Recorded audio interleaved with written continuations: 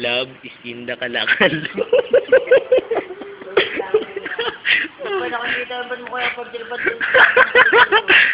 Sa buhay ni Carlo. Pangalan mo Carlo. Tangina mo. Ang, Alam mo. ang kanyang nickname ay Boy Kalakal. Kaya pinashortcut na Boykal. Bokal. Bokal. Sa buhay ni Bokal, may pumasok na 2 binibini. Maliban sa isa pang binibini na nagmasok sa bahay nila, nag-akyat bahay. Si Bokal ang napakaraming babaeng napaibig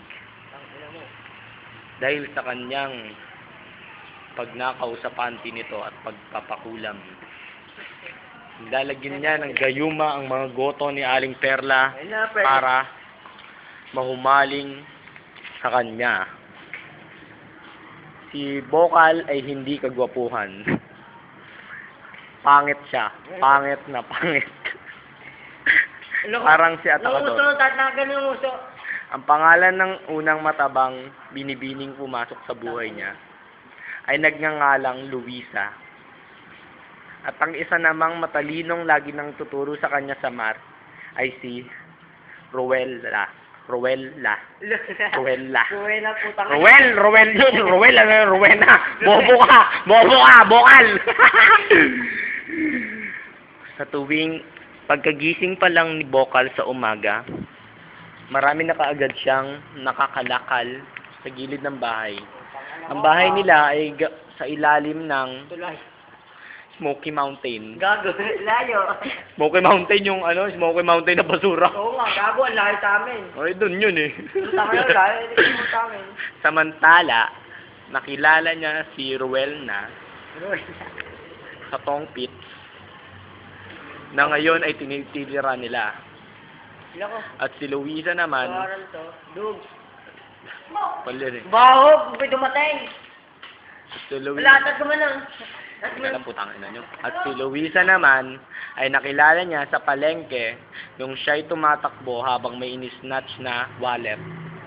Nabunggo niya ang suso nito at doon na nagsimulang mamatay si Luisa. Ay hindi. Doon na nagsimulang mahumaling si Bokal kay Luisa. Ano ko, bukuhan. Lumipas ang mga araw, si Luisa ay nagtitext kay Bokal, ngunit napag-alaman niya na hindi pala marunong mag-cellphone si Bokal. Ang ina mo, hindi ako katulad ng iba. Pinapadala Katulad ng iba, hindi marunong mag-cellphone sa internet. Pinapadalan lang ng sulat ni Bokal si Luisa gamit ang dyaryo, pinagtagpi-tagpi at pinapaabot nito sa kapatid nito. Magkapit-bahay lang sila, ito yung bahay nila. Lakas. Mga 1 dangkal lang. Squatter kasi yung bahay doon sa Pitong. Ay, Tong Pit. mo. Tapos, baho mo, kamay mo dyan. Hindi talaga matanggap ni Bokal ang pagsabi ni Luisa na Aray. hindi kita mahal at kumanta siya ng Aray, naku. at sa sobrang pagdadalamhati ay pinatay niya si Atakador, sinaksak ng bote ng baby. Yung bote ng baby. Chupon. Sinaksak niya ng bote ng baby. Tang ina kap. Agad yan. At bigla na lang Ina. nagwala si Atakador matapos ang pangyayaring iyon. Ano? Hindi niya kasi matanggap. Hindi niya matanggap na hindi siya ang pinili ni Bokal. Ano ba katapos? Ang ina mo, pakyu! Aray, yung sakit. Aray. Matapos ang ilang minuto, 4 minutes pa lang nare-record ko, ang buhay ni Bokal ay masilamuot. Pagkagising niya sa umaga, nag-i-snatch na siya ng mga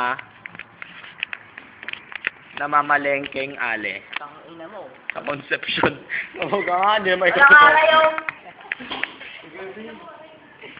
Matapos ang pangyayaring iyon, O si Merlino. bigla na lang siyang Merlino. nahuli Merlino. ng isang pulis na nagngangalang Guadencio.